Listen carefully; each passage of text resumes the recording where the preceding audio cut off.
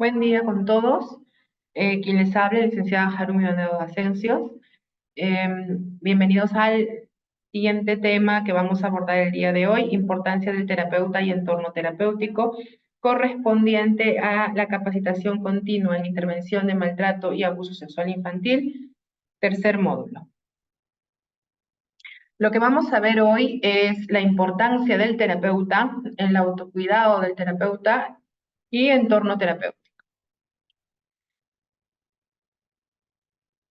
Nosotros hemos creído prudente hablar sobre el terapeuta en sí, la figura y el rol del terapeuta como un elemento trascendental dentro de lo que es el proceso terapéutico.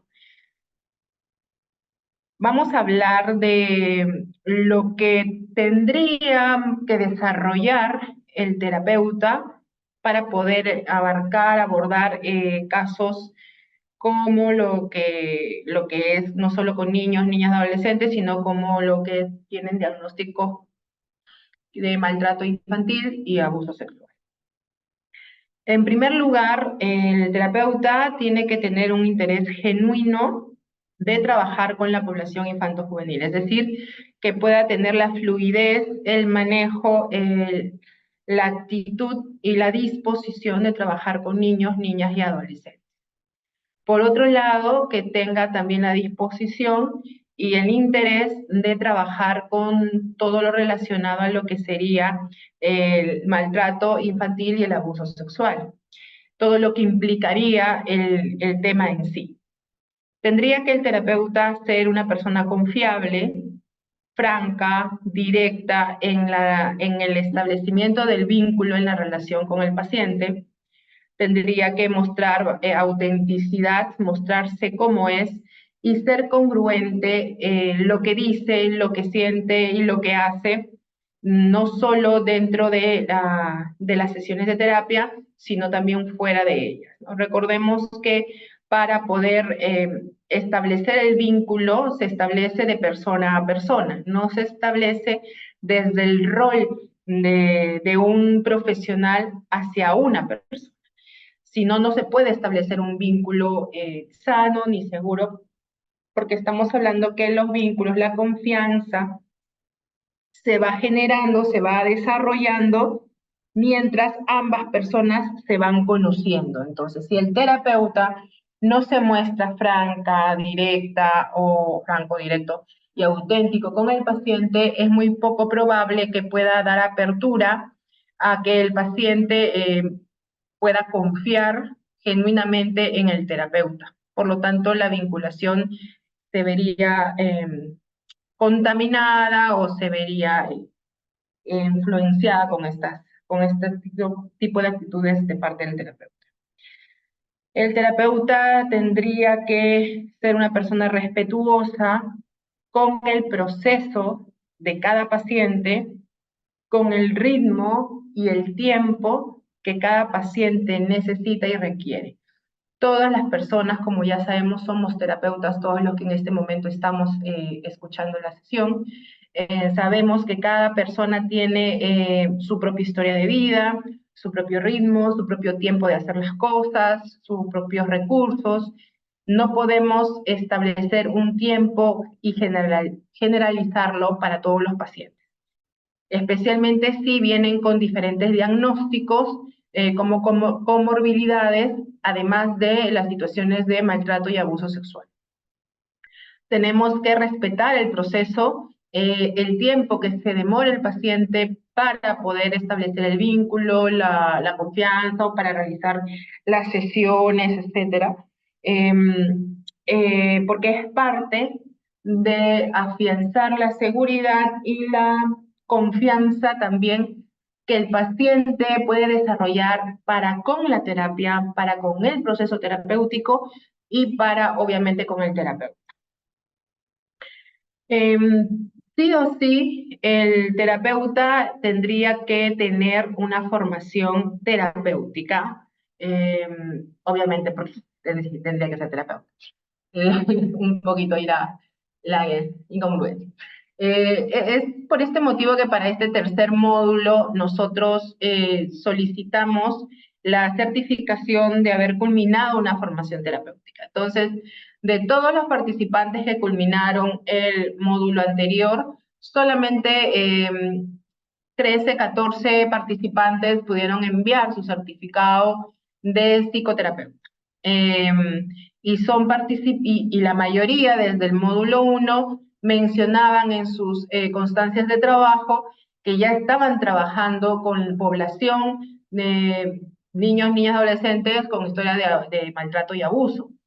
Es imprescindible que la persona que aborde, el profesional que aborde este tipo de casos, especialmente en este tipo de población que es una población vulnerable, no solo por lo sucedido por las vivencias, sino por su edad y por el desarrollo evolutivo en el que se encuentra. El profesional tiene que tener sí o sí una formación terapéutica, ¿no?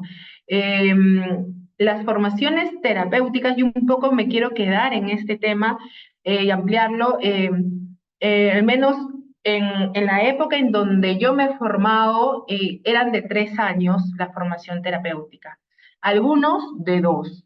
Y que incluía el trabajo personal, ¿no? Obligatoriamente ciertas horas de psicoterapia individual, ¿no? Tenemos que tener absoluta seriedad en los lugares donde nos formamos terapéuticamente y, y estar viendo en qué escuela nos estamos formando y cómo nos están formando. Porque el trabajo en psicoterapia, la mayor parte, si bien es cierto, de un trabajo terapéutico es el terapeuta, la persona como terapeuta, un gran porcentaje también es la formación terapéutica que maneje, que tenga la experiencia y los conocimientos, ¿no? Entonces, psicoterapeuta tendría que tener conocimientos técnicos y teóricos de cualquier enfoque psicoterapéutico, además del desarrollo evolutivo, porque estamos trabajando con niños, niñas, adolescentes, ¿no? Sería indispensable, y quiero quitar el tiene que, aunque para mí sí es un requisito que no tendría por qué saltarse, por así decirlo, o no tenerlo como un requisito en sí para el trabajo con esta población y en estos casos. Es recomendable que haya pasado por un proceso terapéutico. O sea, que el terapeuta haya tenido psicoterapia individual, sesiones de psicoterapia individual, que haya podido trabajar sus temas, sus necesidades, su problemática, sus vivencias, desde el enfoque en cómo le haya decidido seguir, pero sí tener un proceso terapéutico. Además de esto, tendría que solicitar, ver grupos de supervisiones de casos, ya que es necesario, van a saber si es que ya les ha pasado de repente, que hay algunos casos en los cuales algunas veces nos podemos sentir bloqueados, nos podemos sentir que no avanzamos o a veces nos sentimos un poco perdidos. Entonces, en los grupos de supervisiones de casos nos ayuda mucho el compartir con los otros terapeutas las actividades, cómo nos sentimos en general con nuestros pacientes, porque nos da una visión amplia de los casos. Cada terapeuta nos puede dar desde su forma de ser terapeuta, desde el manejo que ellos tienen en la experiencia, algunas formas de ingresar con el paciente o de poder continuar las sesiones o de tener una percepción sobre el paciente, sobre el trabajo, sobre los objetivos que hemos trazado de una manera diferente, ¿no? Todo este proceso incluiría el área de formación terapéutica. Por obvias razones, el terapeuta en general tendría que tener un nivel de autoconciencia desarrollado, sensibilidad sensorial y funcionamiento corporal, es decir, que tendría que reconocer su cuerpo, sentir su cuerpo, en el sentido de conocerse no solo a modo emocional o cognitivo, sino también desde la huella física, desde la parte física, que es lo que mucho también se trabaja con este tipo de pacientes. Em, Contacto constante con sus emociones y habilidades de toma de conciencia, y tener desarrollada la capacidad de autorregulación. Porque muchos de las sesiones, mucho de lo que nos puedan decir los pacientes, nos pueden movilizar de alguna manera. Y si no hemos llevado un proceso terapéutico, o si todavía tenemos algunas situaciones, algunas experiencias que no hemos trabajado en terapia, pueden movilizarnos al tal punto de que puede hacer que no podamos continuar con la sesión. Entonces tenemos que tener la capacidad de en ese momento de autorregularnos para darle importancia nuevamente al paciente en el momento de la sesión, porque el paciente es lo más importante en una sesión en la que se está hablando, ¿no? Nosotros usualmente podemos, aunque sintamos cosas, pensemos cosas, nosotros nos damos un vistazo como una introspección, pero muy rápida, y la dejamos de lado para revisarla después de sesión. Volvemos la atención, el foco de nuestra atención, a lo que está vivenciando el paciente, ¿no? El terapeuta, con todo lo que he dicho, tendría que convertirse, según sus competencias, según sus formaciones, sus actualizaciones, en un profesional, valga la cosa, competente para trabajar con este tipo de casos, ¿no? En general, sabemos que debemos tener escucha activa, tenemos que tener una buena capacidad de observación, ser muy analíticos, muy creativos, tener mucha flexibilidad cognitiva, flexibilidad emocional, sensorial, corporal, tener suficiente salud mental, equilibrado lo más que se pueda, ser éticos, ser responsables y ser comprometidos con nuestro trabajo, ¿no? Me gusta mucho las frases de Jung, especialmente esta que menciona: conozca todas las teorías, domine todas las técnicas, pero al tocar un alma humana sea apenas otra alma humana. Entonces podemos tener mucho conocimiento, que podría estar parte obviamente de la formación terapéutica, este, sin embargo, el mayor porcentaje de la efectividad en un proceso psicoterapéutico en relación al terapeuta es la forma de ser del terapeuta. Es la forma como uno se muestra, la forma auténtica en la que se expresa, las características que tiene de su personalidad y cómo es su forma de entablar la relación con el paciente. El resto del porcentaje es la información, la experticia con la que cuenta.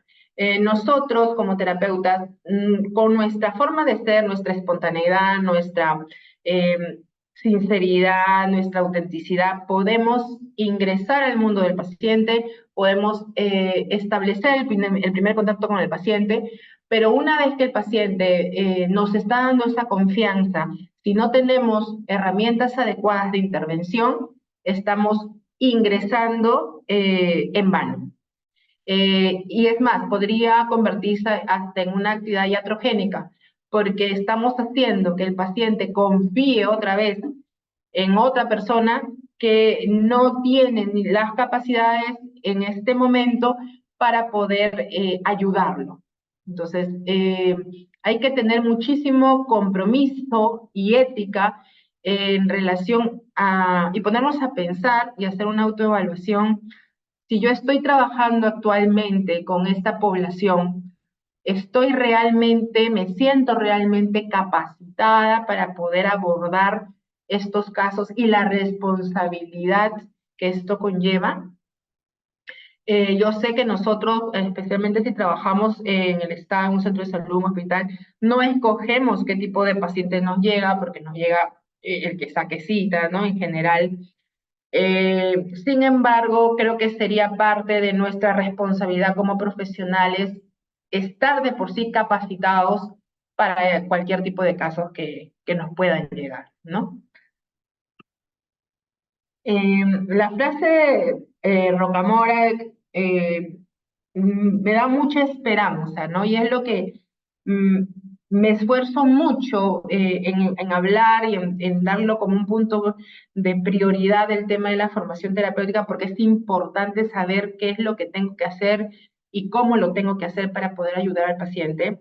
Eh, Esta frase refiere a que lo que una relación dañó en su origen o en la infancia, a tu paciente, otra relación puede sanarlo en psicoterapia. Entonces, si queremos ser esa otra persona que haga la antítesis o la otra cara de la persona que hizo daño, si estamos ahí para estar en beneficio del paciente, entonces hagámoslo bien, esforcémonos por formarnos adecuadamente, comprometámonos a realmente ver la importancia que tiene de lo que significa realmente ser un psicoterapeuta, ¿no? Muy bien. El terapeuta, como ya sabemos, dirige las sesiones, ¿no? El terapeuta se supone que las dirige porque sabe cómo es el camino de la psicoterapia, porque el terapeuta ha pasado por su proceso terapéutico, entonces sabe que se siente estar en un proceso terapéutico, sabe que el miedo que se siente, sabe las dudas que aparecen, sabe cuando uno quiere dejar la terapia, sabe lo difícil que es expresarse o mostrarse hacia un desconocido, eh, ya sabe, ya recorrió el camino. Es por eso que la dirige. Es un camino ya transitado por el terapeuta. Yo no puedo ayudar a alguien en el proceso de psicoterapia si es que yo no he pasado por un proceso de psicoterapia. Si no, estamos a ciegas. Y recordemos que los terapeutas somos eso, acompañantes. Guiamos y acompañamos el proceso porque lo hemos vivido.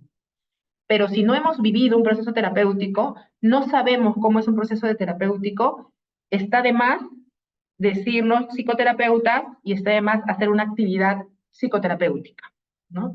El psicoterapeuta dirige y él va a dirigir en relación a cómo se sintoniza con el paciente. El paciente va a resonar con nosotros, somos una caja de resonancia, ya se me fue el nombre del autor que hablaba de esto, pero decía que nosotros somos Jean-Marie Delacroix y nosotros somos una caja de resonancia del paciente.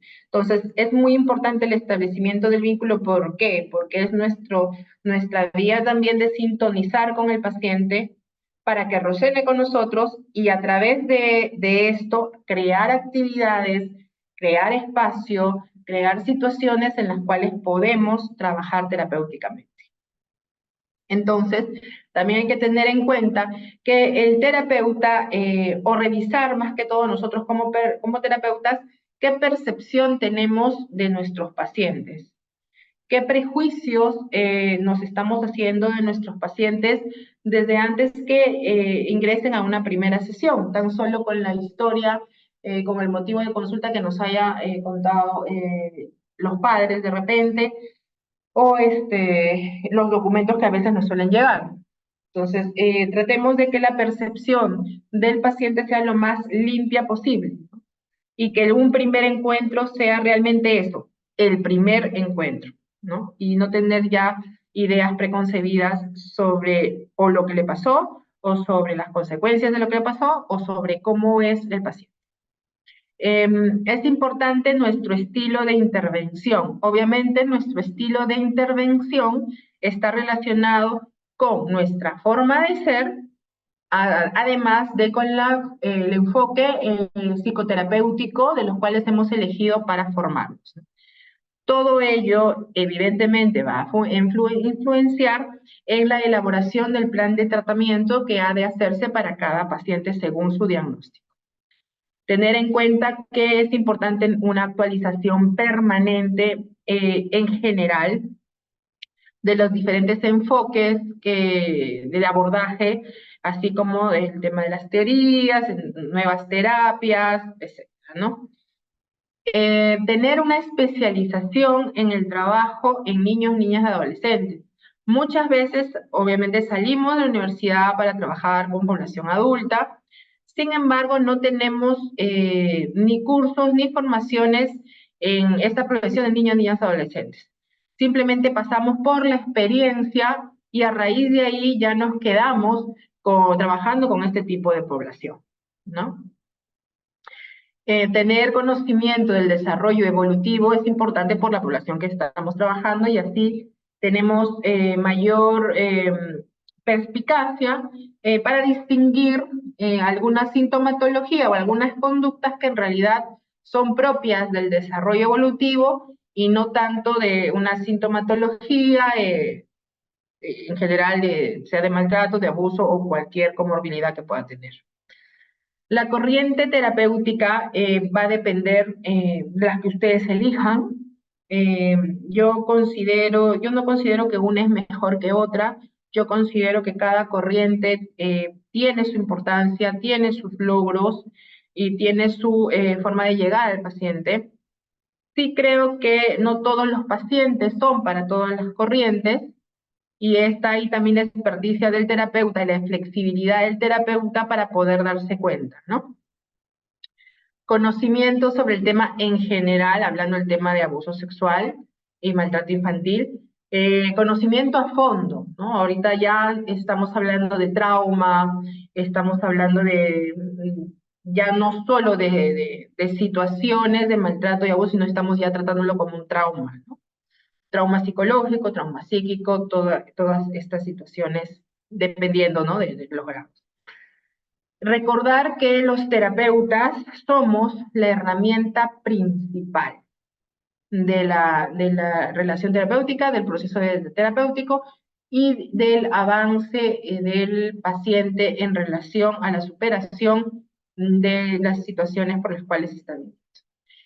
Eso es lo que nosotros afianzamos mucho o abordamos mucho de lo que tendría que realizar un profesional que trabaje con niños, niñas y adolescentes con situaciones de abuso y maltrato. Obviamente, muchas de estas capacitaciones, si no son todas, no las brinda instituciones del Estado, y somos nosotros los que con nuestros recursos propios, porque amamos nuestra carrera y queremos mucho a nuestros pacientes, invertimos en nuestras formaciones, ¿no? También esa es una de las motivaciones por las cuales nosotros queríamos hacer, si bien esto no es un curso de formación, al menos sí una forma de actualización que pueda brindarse de manera gratuita y vía virtual para poder acortar un poco el tema de los accesos a capacitaciones, ¿no? Para que cualquier persona que tenga acceso al Internet pueda ingresar y actualizarse un poco sobre estos temas. Bueno, recordemos otra vez a Jung, que menciona el encuentro de dos personas es como el contacto de dos sustancias químicas. Si hay alguna reacción, ambas se transforman. El psicoterapeuta es una de las herramientas principales importantes en la terapia.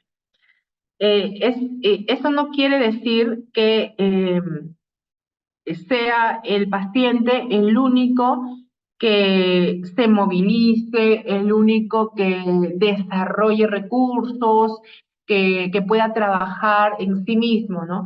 No es así. Cuando ya existe la vinculación del terapeuta con el paciente, cuando ya se estrecharon esos lazos de vínculo, ya hay una transformación entre los dos, ¿no? Ya el paciente ingresó al mundo del terapeuta y el terapeuta ingresó al mundo del paciente. Entonces, ambos se desarrollan, ambos aprenden uno del otro. Obviamente, de repente, el adulto tiene mayor capacidad cognitiva o capacidad de reflexión o de introspección para poder sacar mayor aprendizaje a lo que está viviendo en la relación con el paciente, ¿no? pero no es que aquí nosotros somos salvadores del paciente y que nosotros, y que es el paciente el único que está recibiendo.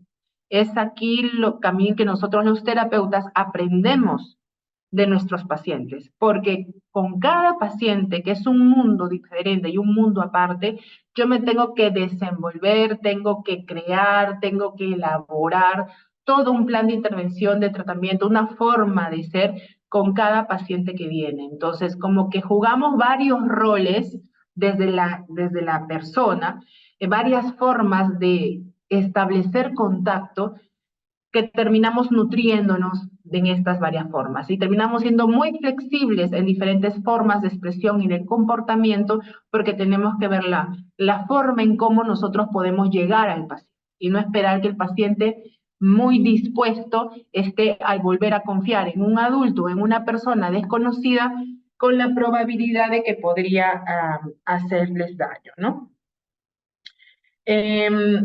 Dicho todo esto, el terapeuta, con toda esta información, formación terapéutica, trabajo personal, va a empezar, antes de elaborar su plan, de armar el espacio, de armar el lugar donde va a ejecutar las actividades, donde va a ejecutar sus labores profesionales.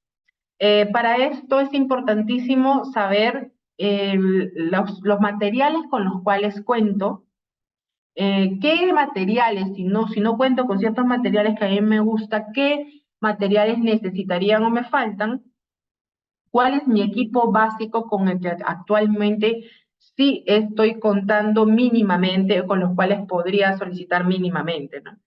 Entonces vamos armando nuestra caja de herramientas para nuestro trabajo terapéutico.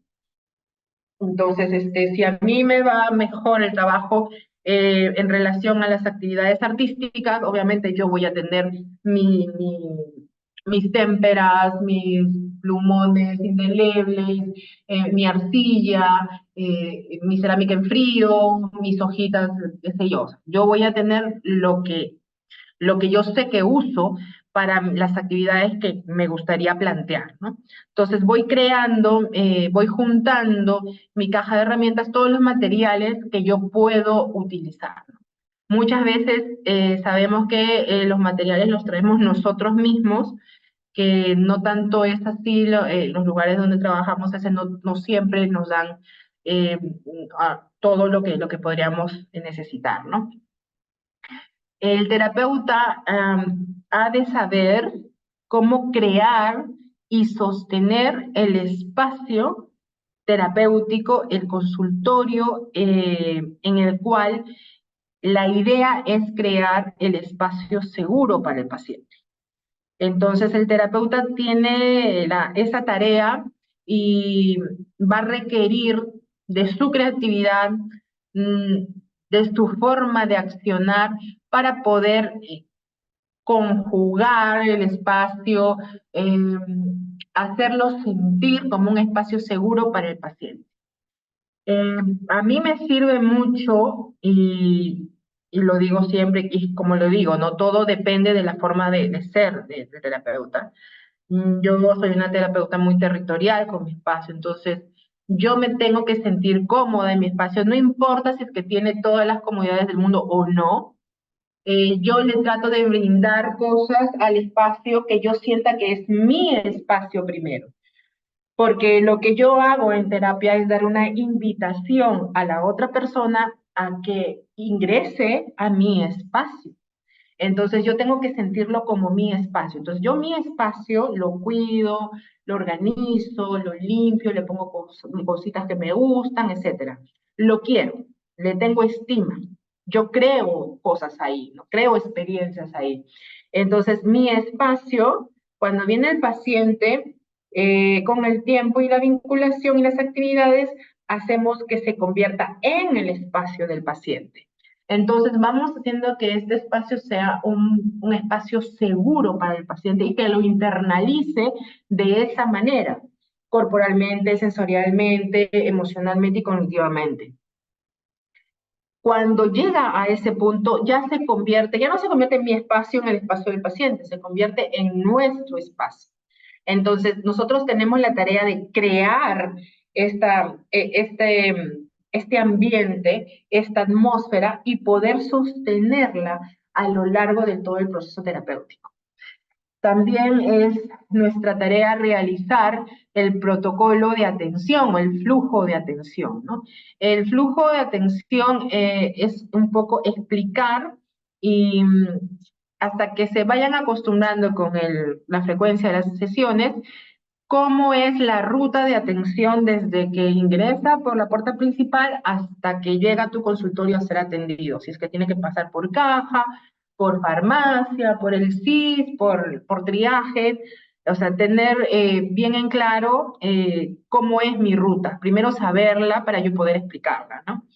Eh, También tenemos que saber el funcionamiento administrativo de nuestro trabajo, ¿no? O sea, que estén trabajando en un MAMI, Centro de Salud Mental Comunitario, en un hospital, para también saber con qué personajes, con qué profesionales o qué funcionarios estamos contando. Y tener muy en claro las funciones de cada persona que conforma mi equipo de trabajo, ¿no? Porque todo esto es lo que tú también le vas a explicar al paciente y a la madre en su momento. Obviamente es de nuestra mayor y vital importancia realizar nuestro plan de intervención según el enfoque terapéutico en el que nos hayamos formado. Lo que sí es imprescindible es que sea según cada caso que tienes en consulta y desarrollar las sesiones dependiendo de los objetivos que te vas trazando, ¿no? Como todos sabemos hacer los planes de intervención. Muy bien. Ahora, ya había hablado de la importancia de que el terapeuta pase por un proceso psicoterapéutico, pero también he de agregar que es importante que mantenga, en algunos casos, una forma cada cierto tiempo de tener un seguimiento terapéutico, así como una asesoría de casos. ¿Por qué? Justamente porque podría suceder que en el continuo de nuestro trabajo empezamos a tener cierto tipo de traumatización, que es llamado el trauma vicario, que es una traumatización terciaria, es decir, por el impacto acumulativo derivado de lo que hacemos, que es escuchar día con día todos los días, según cuántos casos en el turno tengamos, todo lo relacionado con maltrato y abuso sexual, ¿no? Entonces se va convirtiendo en un microtrauma diario, y que eso al final llega a sobrecargar y a generarnos el trauma. Recordemos que en algún momento, al menos de inicio con nosotros, los padres, empiezan a contarnos los sucesos traumáticos. Nos lo hacen de forma obviamente verbal y en los trabajos que hacemos con los pacientes ha surgido en forma también de narración escrita, o de dibujos en donde se han puesto a conversar, etcétera, etcétera, sobre lo que le ha sucedido. Nosotros que nos vamos alimentando día con día, escuchando este tipo de situaciones, tenemos un contacto continuo con el dolor profundo de los chicos, ¿no? De los niños y los adolescentes. Puede ser que aparezca la sensación de que perdemos el control de lo que podríamos haber creído antes que estábamos llevando a la intervención terapéutica. Entonces, como que nos desbalancea un poquito. También estamos presentes todo el tiempo y tenemos la conciencia de estar en esta exposición continua, escuchando en nuestras sesiones y que además cuando acaba el turno, muchas veces lo llevamos a casa y lo compartimos con nuestros familiares, de repente en forma de advertencia con nuestros hijos, o de repente si salimos con amigas, amigos, estamos otra vez comentando los casos que tenemos y estamos reviviendo otra vez las situaciones de trauma, ¿no? El tener un conocimiento sobre lo que ha sucedido con nuestros pacientes y nosotros que tenemos el conocimiento como para pronosticar o para poder ver las probabilidades, las consecuencias, según lo que estamos observando en nuestros pacientes, nos da una visión de futuro, de cómo serían las consecuencias de esta persona y puede llegar hasta sobrecargarnos o tener una sobreexigencia sobre nosotros mismos en nuestro performance como terapeutas, ¿no? Entonces, ya nos estamos dando más responsabilidad eh, sobre la vida del paciente, ¿no? Entonces, tengamos muy en cuenta que el trabajo con violencia, con maltrato y con abuso no es un tema que pase superfluo, no es un tema eh, que no deje huella, ¿no? Es más, si les comparto, nosotros que siempre andamos con los temas de capacitación, para mí sí fue un poco pesado en el primer módulo volver a mencionar el tema de los tipos de maltrato, los tipos de abuso, porque obviamente es otra vez hablar sobre el mismo tema, que evidentemente sin querer lo estoy comparando, obviamente con mis pacientes, con el día a día, con lo que veo, y deja sensaciones, sentimientos, porque somos seres humanos, ¿no? Como que también nuestra forma un poco también de distanciarnos del trabajo de consultorio es hacer las campañas, es hacer los cursos y es un poco distendernos de observar todo el tiempo nuestros casos en consultorio, ¿no? También tenemos, aparte del trauma vicario, el síndrome de desgaste por empatía. ¿Qué es el síndrome de desgaste por empatía? Nosotros necesitamos la empatía para entender y trabajar con el paciente en general. Esto nos deja de alguna manera vulnerables y expuestos al dolor y sufrimiento, porque hay un ida y venida en la relación con el paciente, ¿no? Estos temas, esta situación puede desencadenar, puede movilizar o despertar experiencias personales no superadas del psicólogo, del terapeuta, las experiencias traumáticas que sufren durante las intervenciones pueden ser demasiado movilizadoras, que puede llegar a lo otro, lo que vimos hace un ratito. Puede mostrar estado de agotamiento físico, emocional y cognitivo, eh, lo cual va a generar otras sintomatologías como la fatiga, el cansancio, dificultades para dormir, dolor de cabeza, irritabilidad, ansiedad, sentimientos de culpa, desamparo, agresividad, dificultades de concentración en las tareas, absentismo en el trabajo, dificultades de la relación o comunicación con los compañeros de trabajo también. Eh, si nosotros estamos viendo que tenemos algún tipo de estos síntomas, ya tendríamos que estar pensando en descansar, de hacer una pausa y de ver nuestro trabajo, reenfocar nuestro trabajo, ¿no? ¿Cómo podemos tener ciertas conductas de autocuidado? Mantener contacto con la familia y amigos sin tocar temas de trabajo, tener rutinas y cuidados diarios, puede ser yoga, ir no sé, pues al gimnasio, al spa, a masajes, tener un espacio de ventilación emocional, sea con mi grupo de trabajo, mi equipo de trabajo o un terapeuta aparte, tener un tiempo de descanso y desconexión, vacaciones, feriados, domingos, practicar algún tipo de deporte, tener un hobby y practicarlo, estar en contacto con la naturaleza de alguna manera, actividades de ocio y culturales, tomar el sol durante algunos minutos en el día, aplicar técnicas de relajación y meditación, y si en tu equipo de trabajo pueden realizar algunas actividades de descompresión, algunas técnicas grupales de desactivación y recuperación,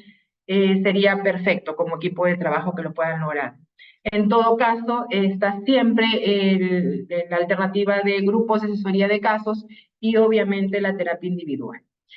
Recordemos que nuestra percepción sobre el paciente, así como nuestra percepción sobre nuestro trabajo en relación al paciente, ¿no?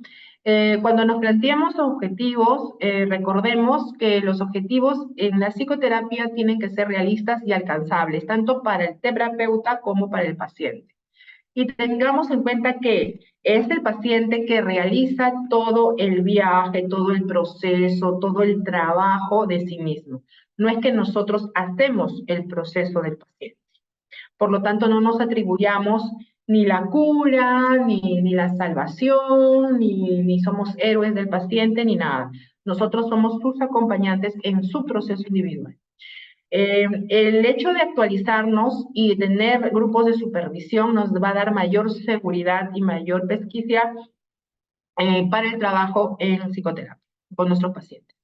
Es importante, y vuelvo a recalcar, la psicoterapia individual, la grupal y la asesoría de casos en las que podamos participar. Recordemos que la idea no es quemarnos, ¿no? La idea no es llegar a traumatizarnos, no es llegar a consumirnos, ¿no?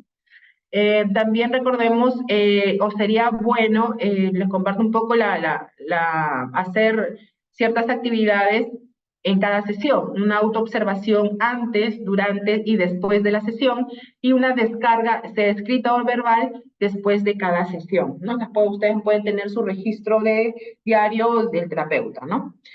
Y es importante siempre, aunque nuestros objetivos principales sean la vinculación, es importante establecer los límites en sesión y en la relación con mi paciente, ¿no?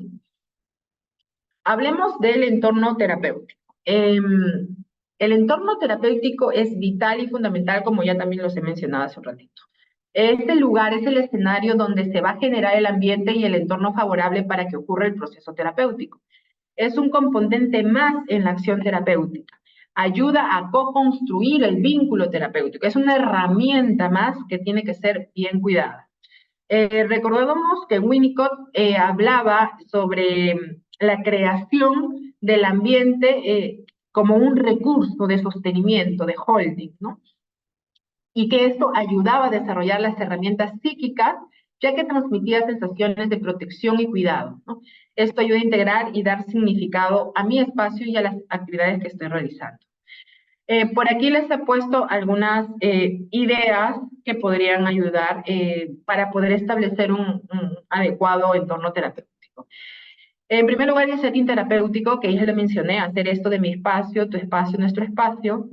Para esto, su espacio recomiendo que sea organizado, que ustedes sepan qué materiales tienen para usar y que esté accesible para los chicos, que el espacio sea amplio porque son niños, se van a mover, que tenga buenas luces o una luminaria adecuada, un mobiliario adecuado, que sea adecuado para niños y niñas adolescentes, no tener cosas que puedan lastimarlos, por ejemplo, y que den una sensación de protección y de ser un lugar seguro.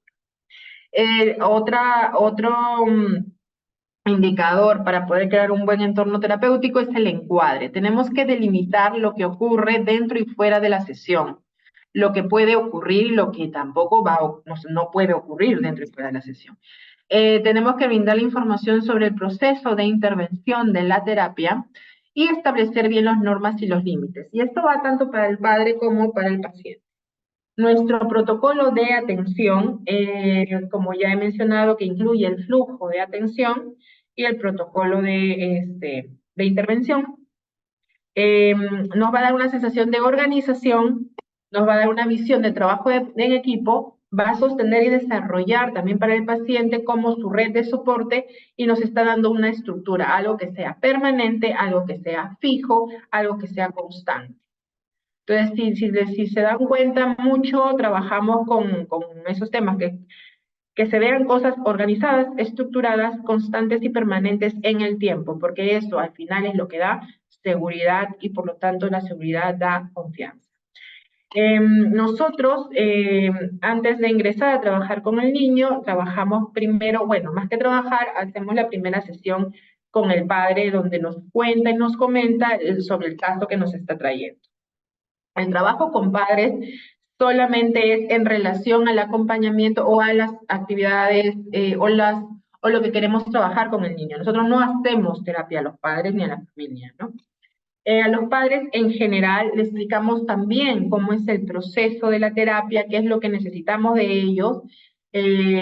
Otra vez hablamos del setting terapéutico, explicamos la metodología del trabajo, todo esto lo hacemos usualmente en el primer contacto, la primera sesión que tenemos con ellos. Preparamos también al padre para el inicio de las intervenciones terapéuticas porque es nuestro recurso y lo necesitamos para muchas actividades que vamos a realizar. Sí le pedimos que antes de que venga el niño o la niña o el adolescente, comunicarle el motivo de consulta. No necesita ser explícito, pero sí mencionarle a dónde está viniendo y cuál es el motivo por el cual está viniendo. Explicamos y dejamos bien en claro lo que no hacemos y lo que no vamos a hacer. Y también establecemos que las sesiones no tienen un límite y va a depender del proceso del paciente. Por eso que muchos de ellos han dejado la terapia cuando han cumplido también 18 años, ¿no?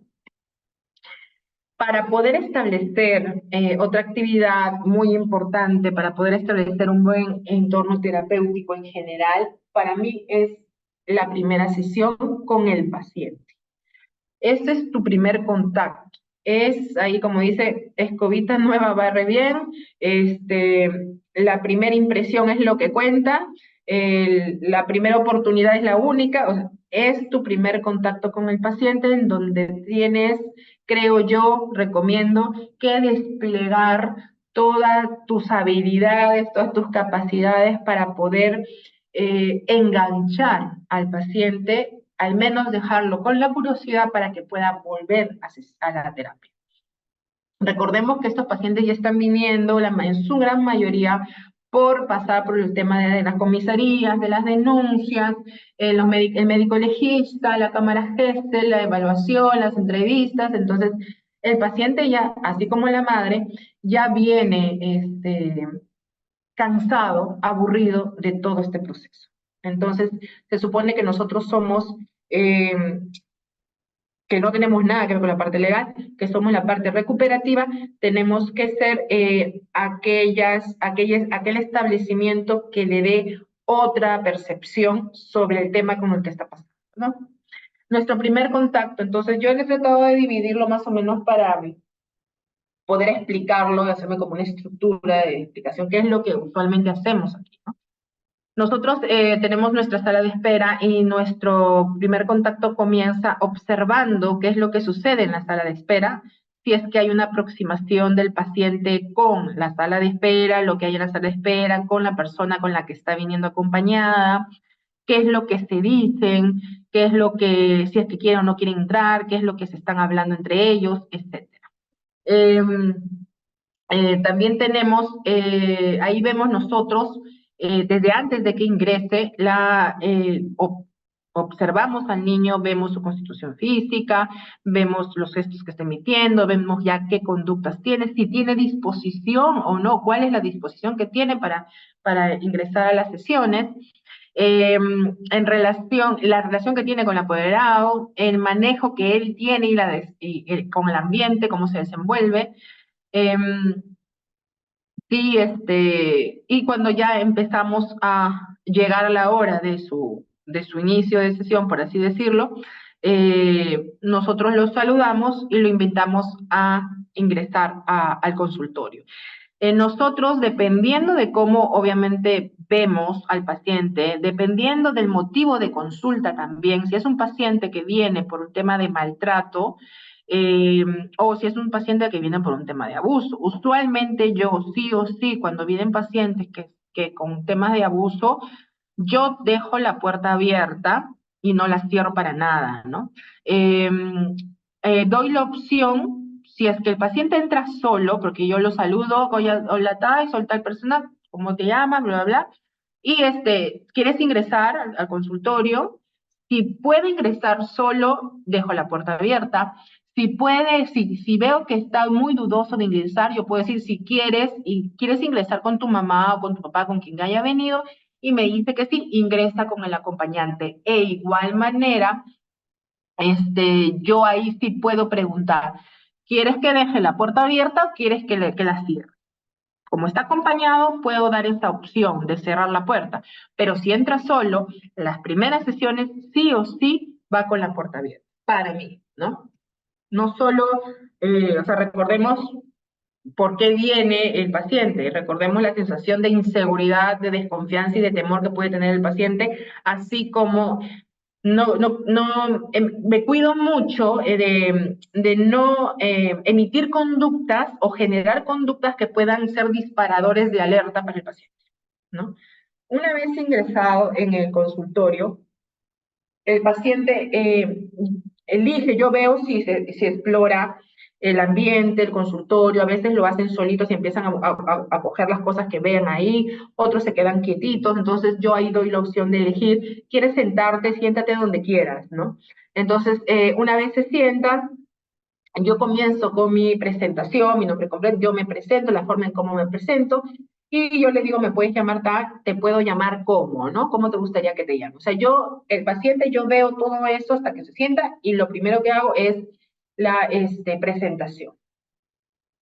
Entonces, con la presentación también hago el tema del encuadre. Solo a veces lo hago dependiendo del momento.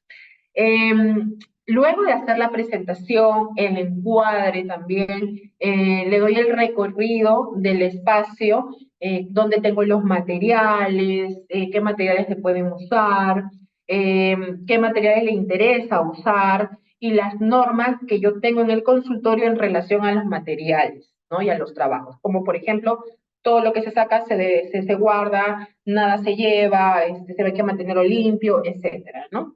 Yo me encargo mucho y despliego mucho mi energía en enamorar al paciente del espacio en ese momento.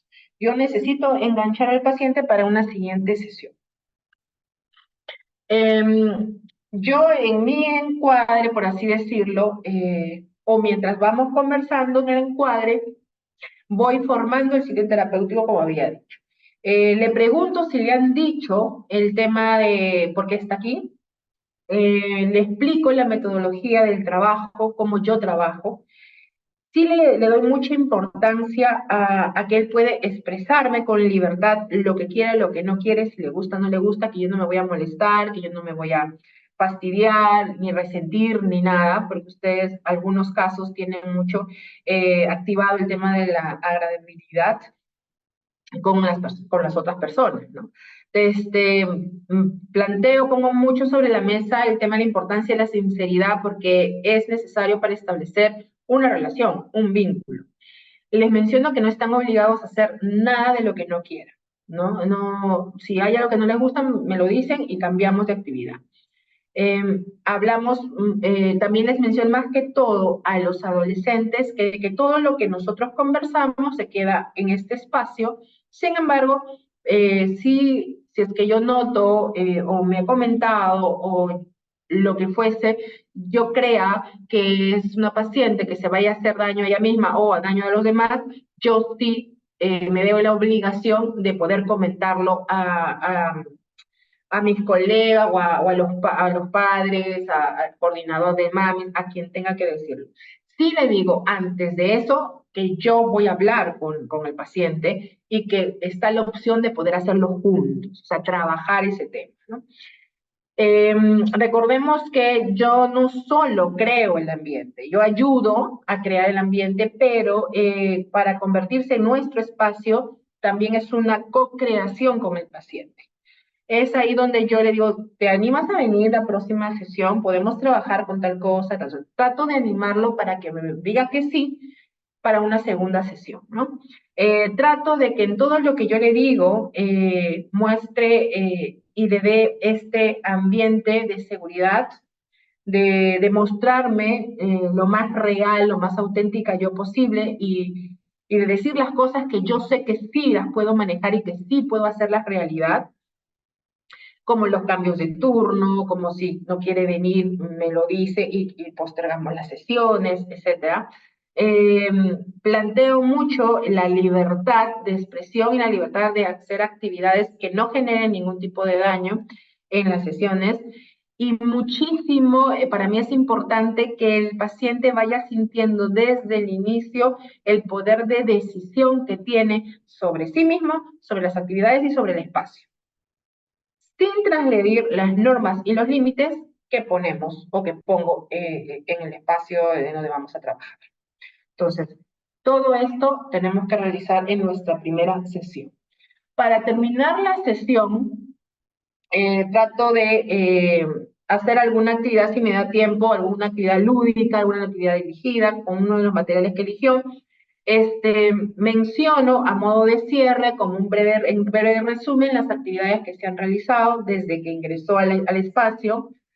Me despido respetando los límites, ¿no? Si yo veo mucho, si el niño quiere abrazarme, yo lo abrazo. Si el niño yo veo que retrocede o no me da ningún pie o ninguna señal de un contacto físico, yo no me acerco. Pero sí, personas, chicos, chicas que vengan con diagnóstico de abuso sexual, yo sí no me acerco para nada. Y aunque ellos se acerquen, siempre hay un límite que respetar en el tema de corporal. Brindo la cita para la siguiente semana y hago completamente, como de brindar la cita para la siguiente semana, mi cierre. Esto es lo que hago en una primera sesión, que es donde yo ya se supone que enganché a mi paciente para las siguientes sesiones, en donde yo ya empiezo a ejecutar mi plan o el desarrollo de mi plan de intervención, ¿no? Que ya hasta la siguiente sesión lo debo de tener. Eh, Ahora, esto que les estoy enseñando ahorita es lo que me hago yo y me parece importante que se haga en todas las sesiones a lo largo de toda el abordaje terapéutico. Siempre en la sala de espera observar, ver la aproximación con la gente, con su familiar. Uno ve los cambios a raíz de cómo se desenvuelve en el menor cuando no lo están viendo. Eh, es más rico verlo, más que todo, ¿no? Igual el saludo, siempre la invitación a ingresar, siempre el derecho a decidir, ¿no? Cuando estemos ya iniciando, ingresó el paciente, seguimos observando cómo ingresa, seguimos observando qué es lo que quiere, qué materiales usó, si no quiere hacer nada, etcétera. Una vez se sienta, una vez queremos empezar, hacemos una actividad de calentamiento. Como hablaba mucho el psicodrama, una actividad de calentamiento para no empezar en frío con una actividad programada. Luego de mi actividad de calentamiento, que me debe tomar unos 5 o 10 minutos a lo mucho, empiezo con la actividad relacionada con lo que yo ya tengo pautado como mi programa de intervención. La actividad en sí, según los objetivos que me he planteado para esa semana según mi plan, ¿no? De tratamiento. Termino mi actividad y hago el cierre. El cierre, como anteriormente lo he dicho, es un resumen de las actividades. Otra vez aterrizamos lo que hemos hecho, integramos la información y la experiencia y se la devolvemos de forma verbal, o a veces de forma de dibujo, como ustedes sea su enfoque de cómo trabajan. Rehacemos la despedida respectiva y si se requiere llamar a los papás a dar algunas pautas de trabajo para una siguiente sesión para la semana, se le llama, si no, ahí se despide y hacemos el cierre completo con la cita brindada, ¿no?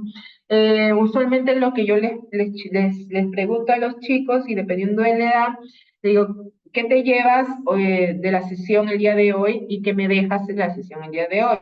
Otros también pregunto, ¿qué es lo que más te gustó? ¿Qué es lo que menos te gustó? Entonces, eso es para mí también, que es una forma de que ellos vayan integrando la información, la experiencia y lo puedan transmitir mediante la verbalización, ¿no? O puedo decir, resumen en una palabra cómo fue la experiencia de hoy. Entonces, ya hablamos un ratito y ahí lo cerramos. Entonces, toda sesión requiere un calentamiento inicial porque recuerden que no sabes cómo están viendo de la calle, están con el trajín, preocupados por el colegio, no lo sé. Calentamiento y un cierre y una integración de información. Esto sería todo en relación al tema de hoy. Ya nos estaremos viendo en otro tema. Sí, poder recomendarles con mucha seriedad, con mucho cariño y mucha preocupación el que puedan seguir buscando formaciones psicoterapéuticas y poder tener sesiones de terapia individual, ¿no? Recordemos mucho la frase inicial de que mira el grado de responsabilidad que tenemos como terapeutas, que de alguna manera nos podemos, yo al menos, podemos llegarnos a comparar al nivel del grado de intervención o de influencia que haya podido tener en la vida del paciente una persona que le causó daño como una persona que le puede causar un bien. Entonces, seamos esa persona en lo mejor que podamos de causar un bien, pero con todas las herramientas necesarias para poder hacer lo que nos corresponde hacer en este trabajo con este tipo de población, con este tipo de diagnóstico. Muchas gracias por su atención. Nos estaremos viendo pronto. Gracias.